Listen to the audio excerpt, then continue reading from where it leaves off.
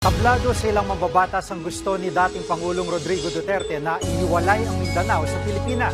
Hindi raw kasi yan pwede sa ilalim ng kasalukuyang konstitusyon. Nasa frontline ng balitang yan si Camille Samonte.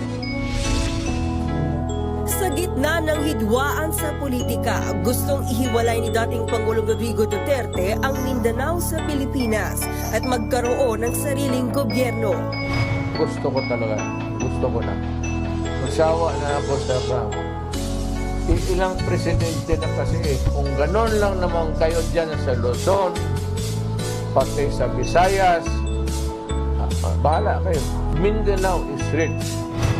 Sinabi niya yan sa isang news conference sa Davao City kagabi.